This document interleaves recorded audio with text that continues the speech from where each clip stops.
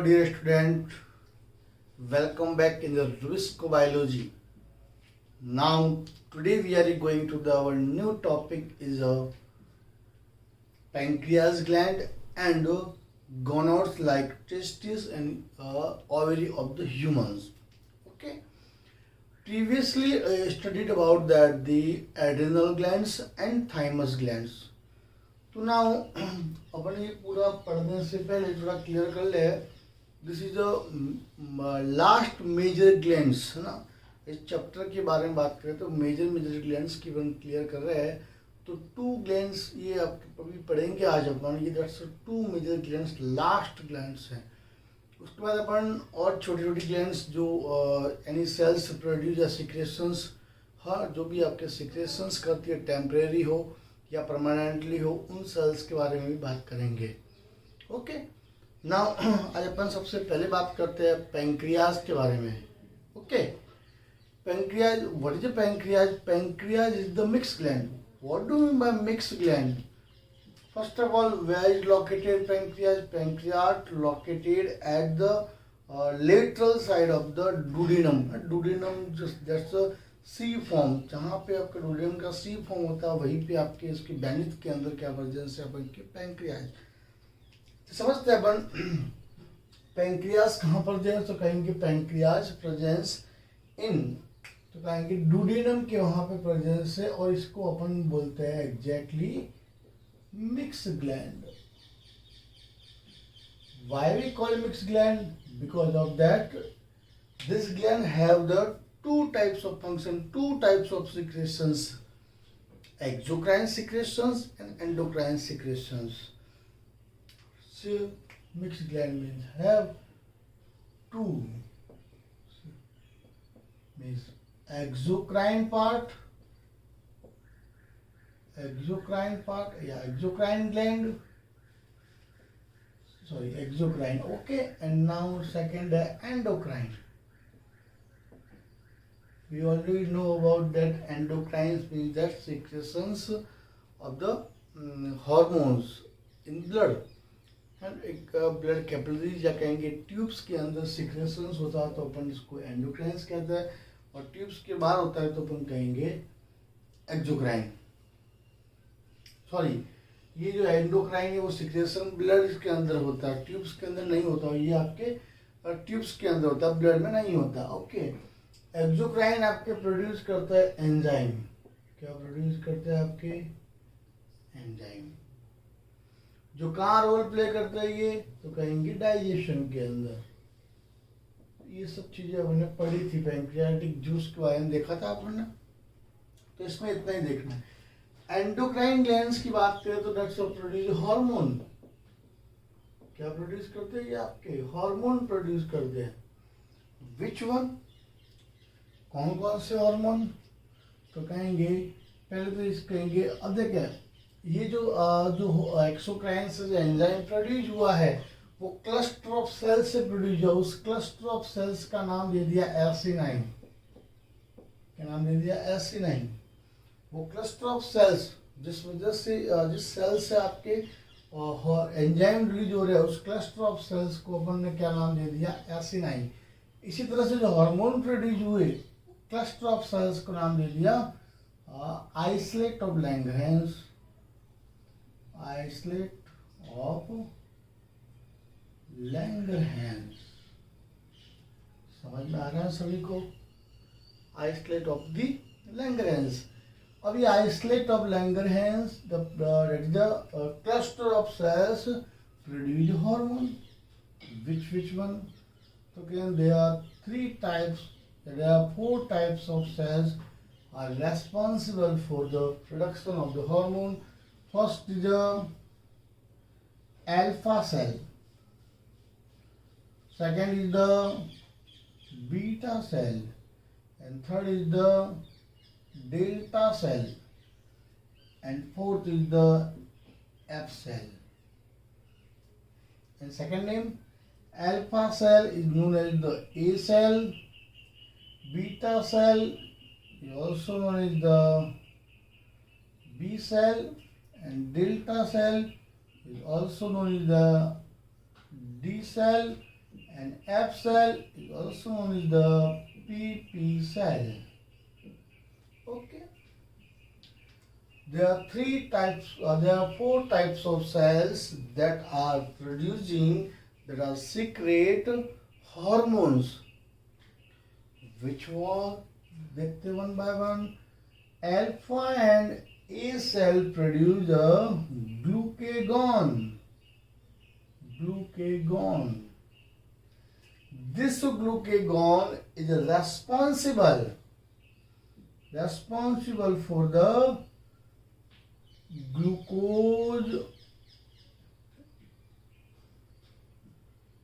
glycogen convert into glucose. Means कहेंगे कि अगर बात करें अपन आपकी बॉडी के दो पार्ट के अंदर ग्लूकोज का स्टोरेज होता है, एक्स्ट्रा बॉडी का ग्लूकोज और स्टोरेज कहाँ होता है, तो अपन कहेंगे एक तो आपके मसल सेल के अंदर, दूसरा आपके लीवर के अंदर। तो वहां पे आपके प्रोसेस होता है ग्लाइकोजन को ग्लूकोज में कन्वर्ट करना। मीन्स कहेंगे एनिमल्स या ह्यूमंस का रिजर्व फूड मटेरियल है वो कौन सा माना जाता है, तो अपन कहते हैं उसको बोलते हैं अपन ग्लाइकोजन।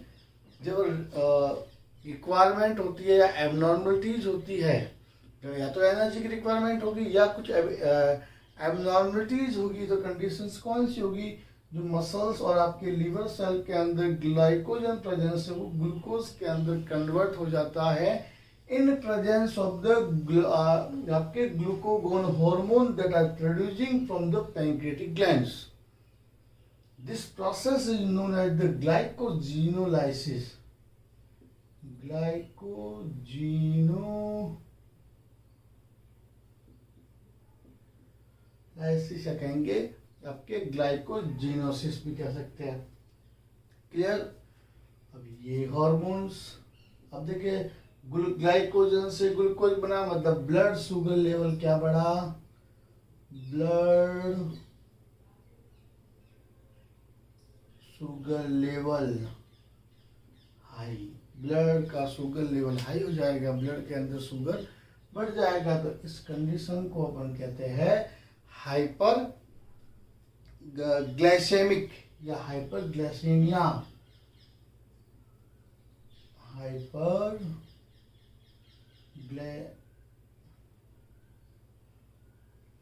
Hyperglycaemic condition. कौन सी कंडीशन?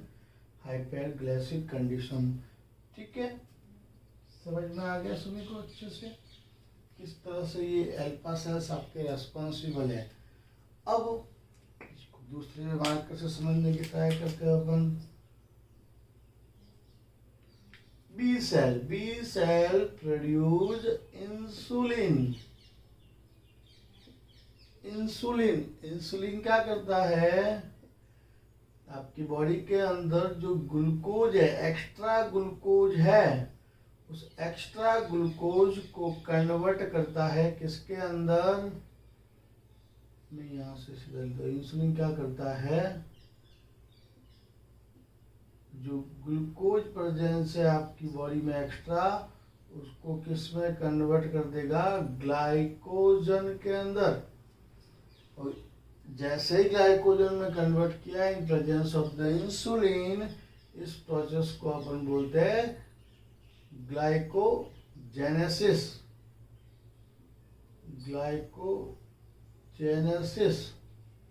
ठीक है, ग्लाइकोजेनेसिस प्रोसेस कहेंगे। और अल्टीमेटली आपके ग्लूकोज कम हुआ तो ब्लड के अंदर जो शुगर लेवल है वो क्या हो जाएगा, डाउन। और डाउन होते ही कौन सी कंडीशन होगी, हाइपोग्लाइसेमिक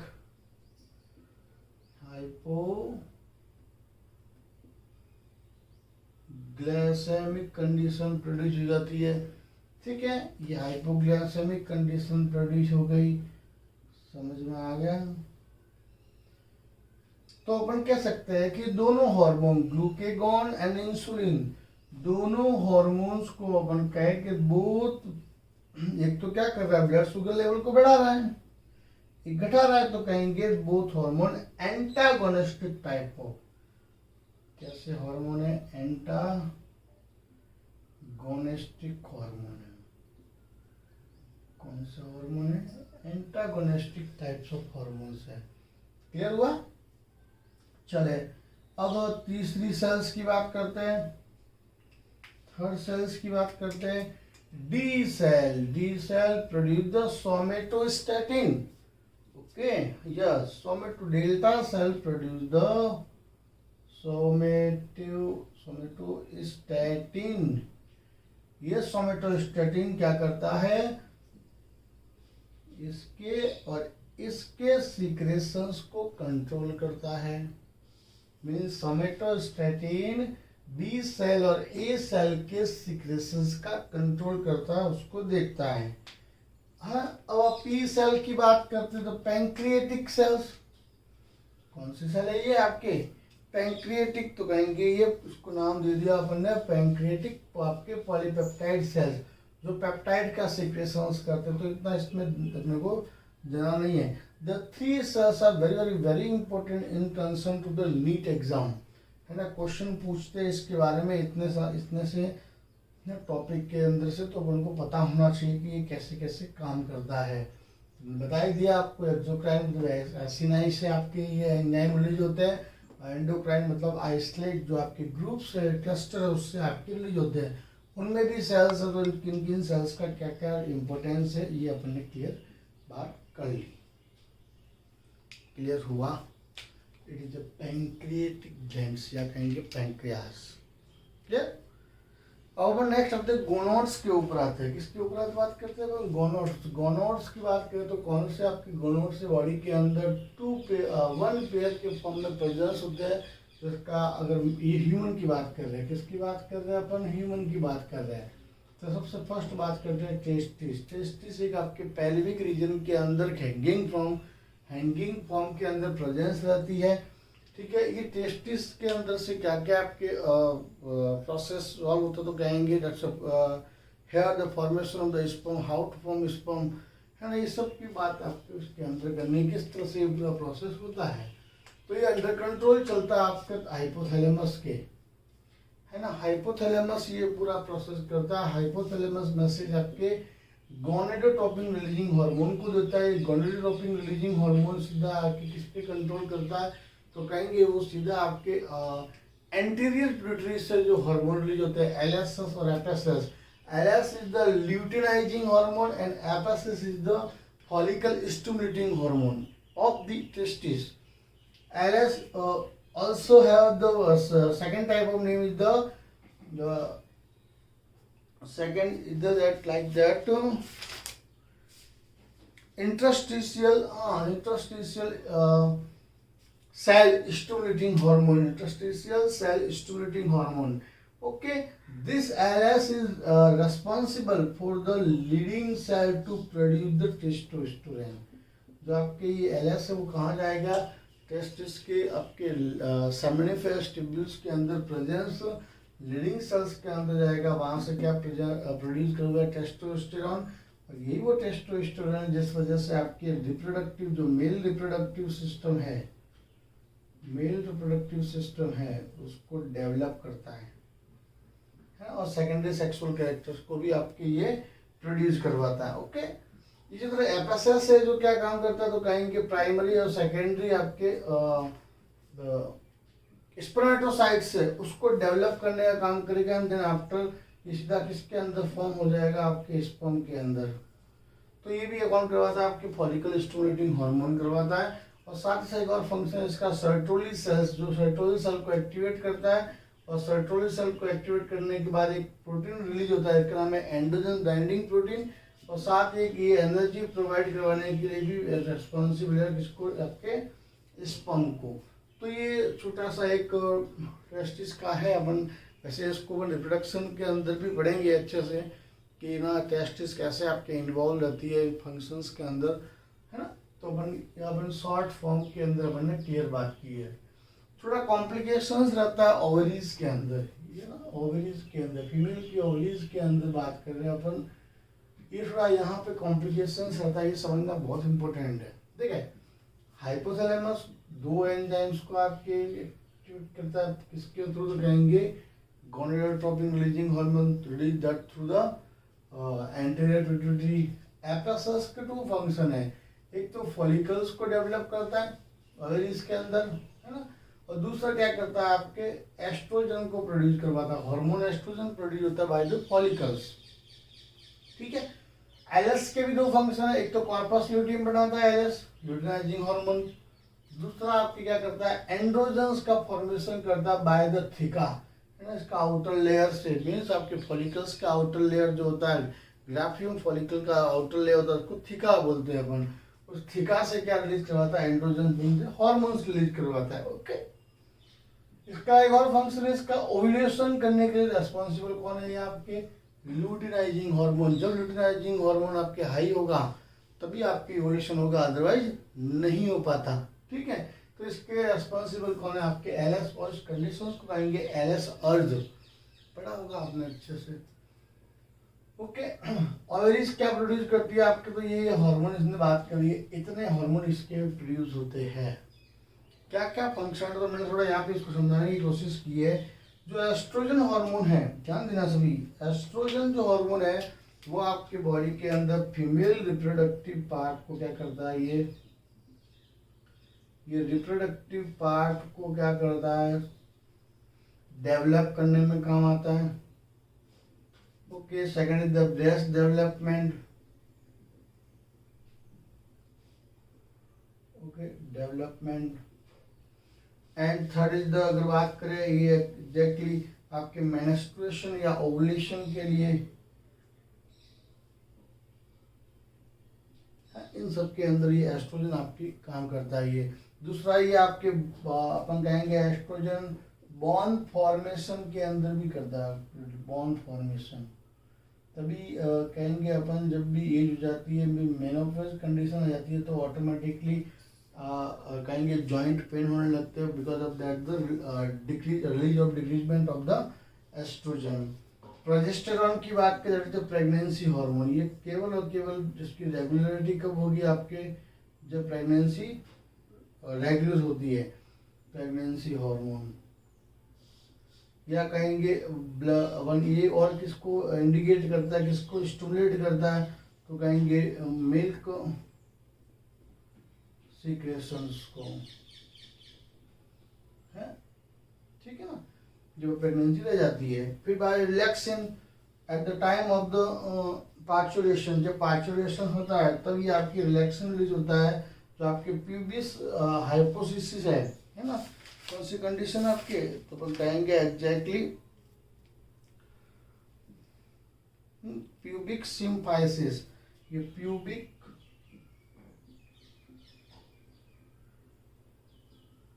सिम्फाइसिस के कॉन्ट्रैक्शंस के अंदर हेल्प करता है एक तरह से ये आपके, ठीक है। और एक प्लेसेंटा के थ्रू भी रिलीज हो सकता है आपके ये, ठीक है। चलिए, यूटेराइन सर्विक्स को भी आपके कॉन्ट्रैक्ट करने का काम करता है, यूटेराइन सर्विक्स जब आपके पार्चुरेशन होता है। तो ये छोटी छोटी बातें अपने को पता होनी चाहिए। इनहिबिन ये क्या काम करता है, इसके इनहिबिट करता है किस किस के सीक्रेशंस को, एफएसएस और एलएसएस। एफएसएस और एलएस के सीक्रेशंस को इनहिबिट करने का काम करता है, बट नॉट टू जीएनआरएच। ये जीएनआरएच को कभी भी इनहिबिट नहीं करेगा, है ना। जीएनआरएच को कभी भी आपके इनहिबिट नहीं करता सीक्रेशंस को, केवल एफएसएस और एलएस को ही आपके ये इनहिबिट कर देता है, ठीक है। इसके अलावा ये आपके किसके बाद ये पूरा प्रोसेस होता है, तो कहेंगे ओवुलेशन के बाद। एक्टिविन की बात करें तो ये इसका जस्ट उल्टा, इसका जस्ट उल्टा, मतलब ये एफएसएस है, एफएसएस को क्या है आपके ये सीक्रेशंस के लिए रेस्पॉन्सिबल हार्मोन्स है आपके, एक तरह से बायोसिंथेसिस करता है ये, और आपके दूसरा ये मेंस्ट्रुअल साइकिल को भी रेगुलेट करता है, मेंस्ट्रुअल साइकिल को भी ये रेगुलेट करने का काम करता है। होप सो आपको सभी को समझ में आ गया होगा ये। और वैसे बहुत सारे इसके अलावा भी ऐसे ऑर्गन है, प्लेसेंटा, ग्राफियम, फॉलिकल, कॉर्पस ल्यूटियम, ये सब टेम्परेरी ग्लैंड के फॉर्म में काम करते हैं, तो इनके बारे में अपन कल बात करेंगे। ठीक है, कुछ भी आपको डाउट है तो इसके अंदर मुझे बताया जरूर, है ना, वैसे होना नहीं चाहिए किसी को भी। Okay, bye, take care.